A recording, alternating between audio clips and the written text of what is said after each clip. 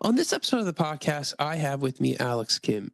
He is the head of talent at NewLimit. We're going to be talking about expectations and requirements. And what we're going to do is dive in and really understand, right? As talent professionals, we are in the service of other domain experts. And we're going to talk about what that means to help understand some of those expectations, the requirements, establishing success criteria, and also different environments will change how you engage with your stakeholders on those expectations and requirements.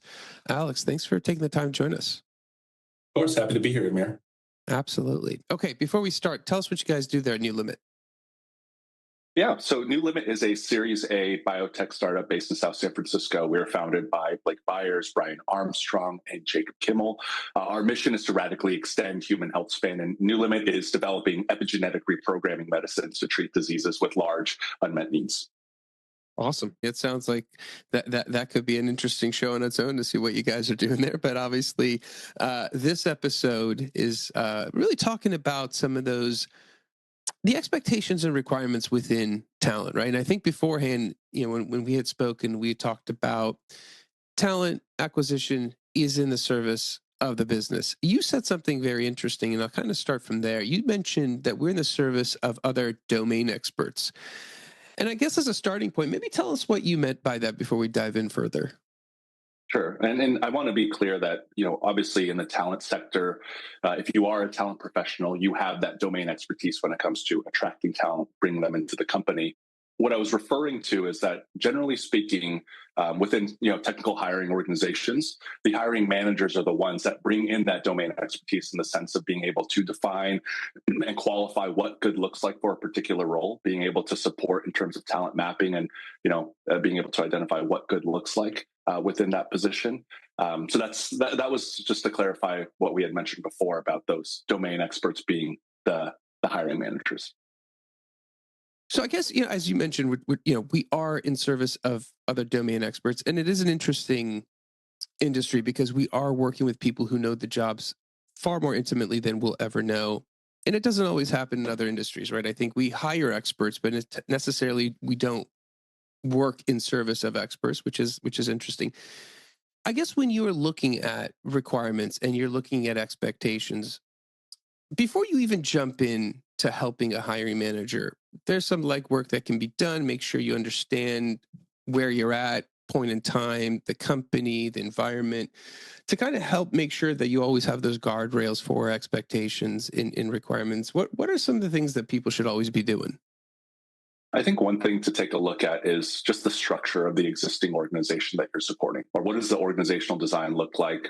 Spans of control, where are the strengths in the team, the areas for opportunity in terms of growth and additional output. So understanding really the team that you're supporting and what they're actually looking for this role. The job description only tells you so much, but that greater context allows you to have a much more keen eye in terms of identifying the right talent for a position. So I do think doing that due diligence of taking the time to understand the team that you're supporting beyond just the job posting that you receive from the hiring manager is absolutely critical. And when you kind of look at that and you look at that relationship with the hiring manager, obviously we don't always on the talent side. I guess if you're on the people side, it is a little bit different. But on the talent acquisition side, you're not always working with a particular hiring manager. They hire, they go off, they do the thing. That relationship is very start stop, right? Unless a team's really growing and they're constantly hiring. Are there things that talent professionals should always be doing to keep that relationship? Because a warm relationship's always better than trying to pick up something, maybe if it's a year old. I mean, who knows how often sometimes people hire for teams. There are ways that you can build trust outside of just the traditional working relationship. Obviously, just spending time to get to know the hiring managers that you're supporting, being able to pass over profiles that may be interesting for the future that you can keep on a short list that you want to reach out to and engage with when there is an open position. But I think ultimately, again, spending time with the team, understand what they're working on, even coming into any of their technical meetings to understand what the priorities are for the year. Just so that you can keep an eye open as you are sourcing and recruiting for other positions that may be on your plate at the time. So I think, again, just building trust comes from taking the time to listen and investing the times with the teams that you support with. And I think over time, that trust allows you to build a hiring relationship that just has a bit less friction and can be a bit easier for you as a talent professional. When you're trying to build that trust and you're obviously, you're working with the hiring manager. Recs always don't go smooth. There's always some refactoring. There's always some adjustments being made within that relationship. I guess a lot of times you talk to in the talent space. I won't say a lot of times, but you talk to people in the talent space, and a lot of times the directive is to go do something, even though we might not 100% be sold. And sometimes it's hard because, again, they're the domain expert. It's hard to push back. That delicate balance of pushing back and trying to make sure you have the right candidate pool and making sure the hiring managers being heard. That's a lot of art, I think, that goes into that. Maybe talk to us a little bit about that art and how you typically handle situations where it's like, it's a tough search and you could make it better, but they're not there yet to hear you. Sure. I think when you're opening up a position and setting expectations in terms of the types of candidates that you believe that you'd be able to engage in, there's a lot of benefit that can come for recruiters from doing their own talent mapping, meaning doing their own sourcing before the intake meeting that you're having with the hiring manager, to be able to map out, here are the top institutions, companies, example profiles that I want to share with you. And based on what I'm able to search for whatever tool you're using, this is the general population size of the candidate pool that you've defined in the job description. So coming up front with that data is always helpful. Now, ultimately, a hiring manager will likely come back to you and really break down all the key points that they're looking for. And in some cases, it might be a purple squirrel, meaning they can describe it, but maybe that thing doesn't actually exist. What your job is as a talent professional is to actually go and prove this to them, right? So taking the time to actually source for that exact profile and coming to that next calibration thing to show, okay, this is the entirety of the talent pool for this profile within our particular region, our industry, et cetera. Those are the kind of building blocks for you to be able to push back and say, hey, you know what? If we are able to pull back one of these, preferred skill sets and widen the aperture in terms of our search, we may be able to come up with some incredible talent that may not be that exact fit as you described in the job description, but could absolutely add to the team's output and really do an excellent job. So, despite them being the domain experts, you're still a talent advisor. You're not an order taker, right? So in certain cases, that advisory role comes with, again, showing them what actually exists, taking the time to listen and understand what's important and why, and then coming up with alternative solutions. Absolutely. I mean, NewLimit is, I read it on the website, I had it in my notes. NewLimit is inventing medicines to restore youthful functions in old cells by reprogramming the epigenome. I guess I was going to ask you, the reason I'm bringing that up is sometimes you work in industries where things are really bleeding edge and you can map out talent pools all you want. But the requirements, because the company needs certain types of talent and skill sets that are very hard to actually acquire. When you're working in that situation, and I guess, obviously NewLimit seems to be that type of environment, you guys are doing some cool stuff. Does anything change? Do we still pretty much support that the same, knowing that we're trying to break the mold of typical roles and hire for exceptional outlier talent that's innovating? I mean, there's certainly a difference in working at an early stage biotech company, for example, to an Uber, which was one of the companies that I'd worked at for a number of years before NewLimit. I mean, Uber, at the time that I was there, we were the belle of the ball. Everyone was excited about the opportunity to join that company. It's a rocket ship. Don't care about which seat you're on, just get on the ship, was generally the mentality. So outreach to candidates had a high conversion rate. We were able to get a plethora of qualified individuals for any opening that we had. In this environment, earlier stage, whether it's biotech, AI, robotics, these types of bleeding edge, hard science type roles requires a much more long form approach to your talent strategy. So, for example, I mean, we're working on a number of high level leadership technical roles at the company currently, and things that I've had to do in order to cast this wide net and hope that we find the right candidate is reaching out to the top labs across a variety of these different domains, whether that's bioinformatics, machine learning, computational biology, reaching out to all the the principal investigators at these labs, explaining to them what we do, why we're interested in alumni or students that are working with them today, and building that relationship early on, knowing that maybe we're not going to get a candidate today, but maybe next year when we have an opening for an IC role, we might have a qualified individual passed to us in that way. There are other approaches that you have to take as well, which is looking through publications within the biotech or in the research space. Even within the kind of machine learning and computational sciences space, you have a lot of folks that are very research driven as it relates to their PhD and postdoc work that they're doing. So finding relevant research papers, looking through who the contributing authors are, determining whether or not they're still in academia or have made the jump to industry. These are different types of approaches that we have to take in this type of environment to engage with the right talent for us.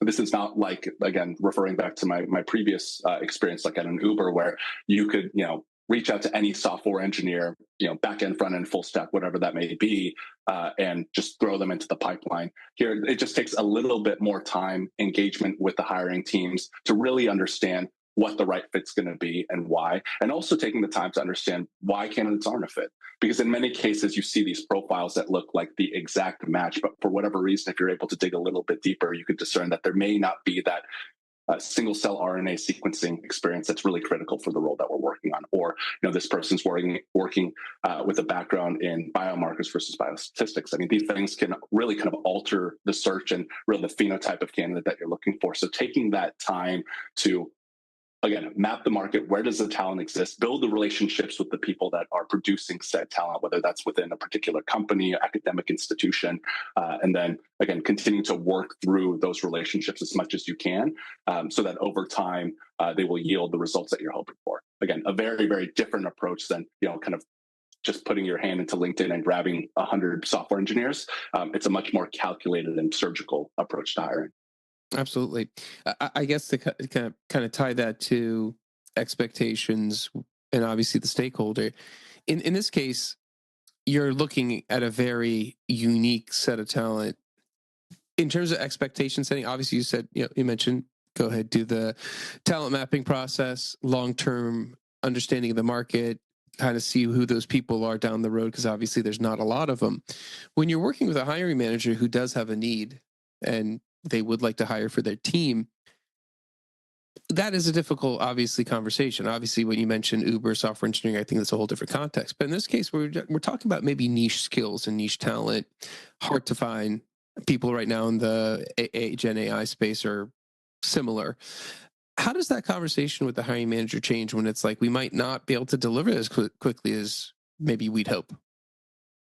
Again, I think that you have to come with the appropriate data first and foremost to set the stage and build the foundation for this greater conversation around, hey, it's going to take more time. I'm fortunate to be working with founders who recognize the complexity of hiring for the roles that we have, and understanding that there are only a few people that would really be the right fit. And I think what that's allowed me to do is really lean into them and their ability to network, engage candidates in a way that I probably wouldn't be able to do in a much smaller setting. So, folks may get an in-mail or an email from Alex Kim and not respond. But if I have Brian Armstrong or Blake Byers or Jacob Kimmel send that outreach, maybe we'll be able to turn people over a little bit more quickly.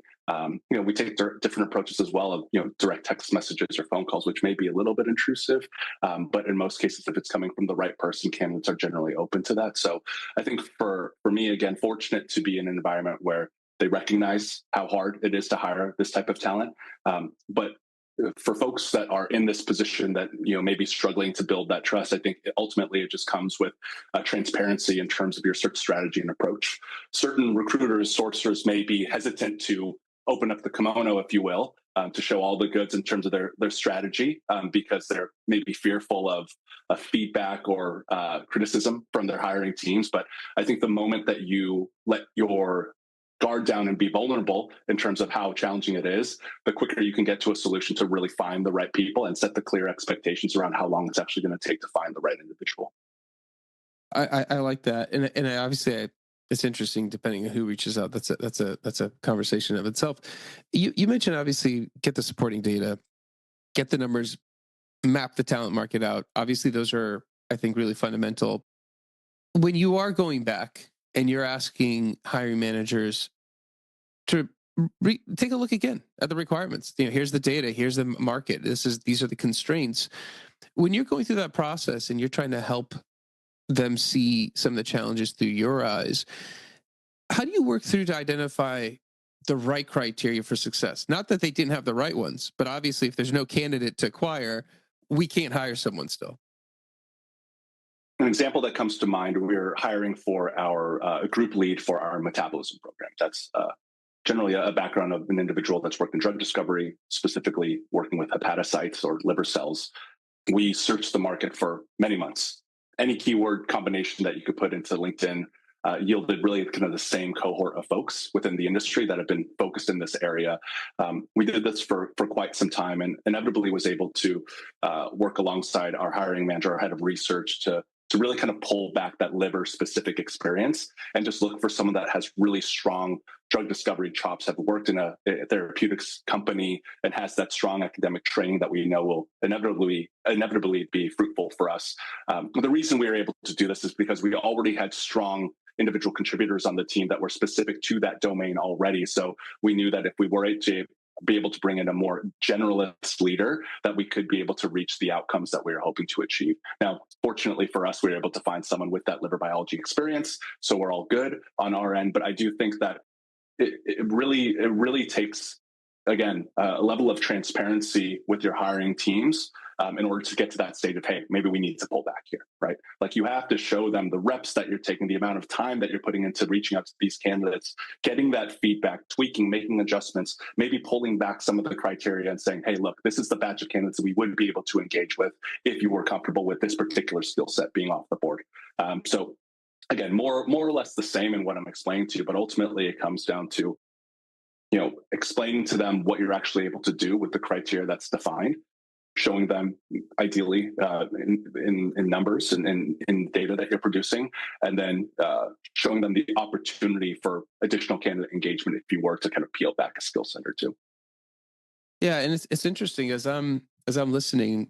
Yeah, there's some clear takeaways that you mentioned, and I'm actually listening, and I'm like, I think talent acquisition, while it is helping acquire talent, we're so much more consulting oriented than maybe we get credit for, or maybe we even see ourselves, because I feel when you're in the midst of it, it's kind of hard to see. But everything you just described through your process is pretty much, if you hire a consultant from a well-known consulting company, they're going to come in and pretty much go through everything you just outlined, and they're going to help you walk through that to see where the gaps are. Obviously, they have less skin in the game. You're still the decision maker to make those decisions.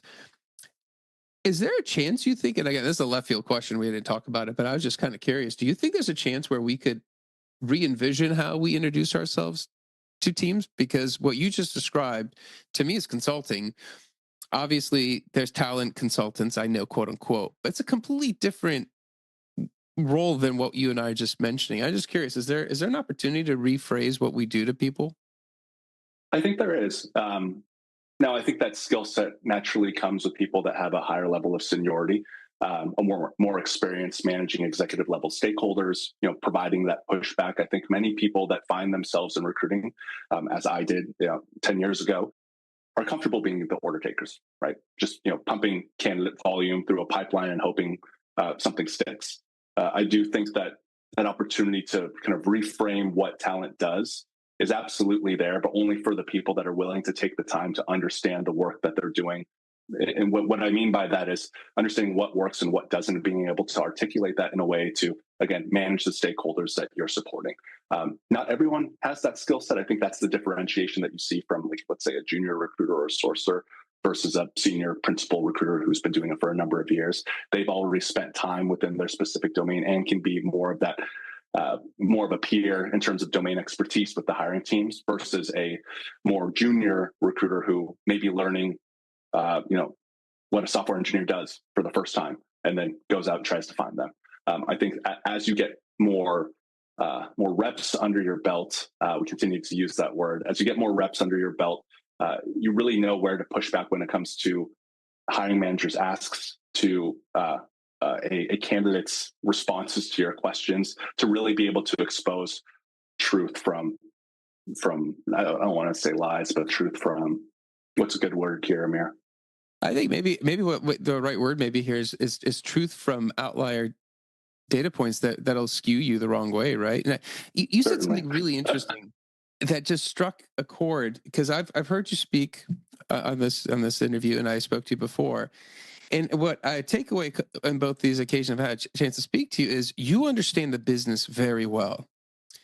And I wonder if we don't push talent people from the junior stage, whether on the internal or external side, to understand the business that they're supporting more. Because I feel like you just described to me. I remember I did an order for a company in San Diego where we had to find an immunohistochemistry LIMS analyst. Took me a week to figure out how to pronounce that word. That was a bear. But once I understood what that person did, it changed my world. But I think what you talked about, the seniority, about people actually having the rep count, I think that is there. I think you're understanding the business to actually apply the process is something that might be lacking. And I hear it in you. And I'm just kind of curious if we just, again, should we be promoting that more? Do we do enough of that? I certainly think so. I think that's what differentiates, a high performing team versus your average recruiting function at an organization. I think it's very easy for companies to get very comfortable with having very large teams, just meeting their numbers versus looking at efficiency and effectiveness of a recruiting program. And I think that was really very much exposed over the past couple of years as these recruiting functions have been really kind of gutted across technology and biotech as well. And the ones that really were untouched were the ones that were running efficiently, had a very, very tight process, had analytics in place to understand who was doing well and why, understood where to push in terms of productivity gains. So yeah, I agree with you that there's absolutely an opportunity for that. I think that there are so many great talent leaders out there, many of which have been on your podcast already, that understand this quite well. But I think that the vast majority of individual contributors alongside mid-level managers may not have that understanding as much, and maybe more focused in terms of pleasing their stakeholders versus doing what's right for the business and pushing them to grow in ways that they may be uncomfortable with. Maybe final question to kind of tie a couple of these things out. Obviously, you mentioned, doing the talent mapping, understanding the data, having the business understanding, and not just focusing on the end product, but understanding how the actual cake is baked in this case. When you think about that, and you're thinking about how process oriented we also are. So internally, talent has lots of process, lots of things. We're matrix. We're responsible to other teams, and to move things across the process. We also see sometimes that process supersedes a lot of things. Sometimes gets in the way. The tricky question here is obviously we need the process, but we don't want the process to slow us up. That balance to me is really hard. And I guess in when we're talking about expectations and requirements, hard to fill talent, hard to find talent. How do you balance that process to not be an obstacle? Because it can, but how do you avoid that? It's tough to avoid. I think process is something that's culturally ingrained in organizations, and it's something that evolves over time. I remember back when I was working at Uber, and we were less than 1,000 people. We were moving incredibly fast. By the time I left, we were 25,000 employees. The recruiting team had scaled up from 20, 30 people to hundreds of people across the globe. And you had to get a little bit more tight. The reason being is because you have many more cooks in the kitchen that are working. And if you want to ensure a clean candidate and hiring manager experience, you do have to put some guardrails in place so that five sourcers or recruiters aren't reaching out to the same candidate for the same job. Right? These types of things. So there are certain processes that are absolutely critical to build as you scale, but there are other things around, scheduling, interview panel formation, that you could be a little bit more lenient on in order to move as quickly as you need to support the business. So there is no kind of black or white answer here, Amir. I think it's one that requires a leader to come into a company, understand what the priorities are, and just taking the time to see where efficiencies can be gained. Because again, in company A may have a very, very tight process, but is unable to deliver on their hiring goals, and company B may be super loose and maybe breaking a couple of eggs while they go, but they are absolutely hitting it. So I think in both scenarios, there's probably opportunities to add and remove process. It just depends on what's going on in the company at that time. Okay. No, that's actually a great answer, and I kind of figured it is situational. I think process is one of those where hiring teams don't realize how important it is, but also we need a certain amount. Otherwise, you've seen the situations where you come in there and everyone's doing something different, and you can't actually duplicate and track metrics across. So, 100% agree with you, Alex. I know you got to get back to it on a Friday. I appreciate your time. If somebody does want to reach out to you, and ask you a question, a follow up, what is a good way of touching base with you? Yeah, you can find me on LinkedIn. There's a ton of Alex Kims out there, but I'm the one that's working at NewLimit. So if you're a recruiter and you're unable to find me, maybe start looking for a new opportunity out there. But otherwise, you can just reach me at alex.kim@newlimit.com. Okay. Awesome, man. I appreciate it. We'll put that in the show notes. That's it for this episode. Be back again, different guest, different topic. Until then, two things.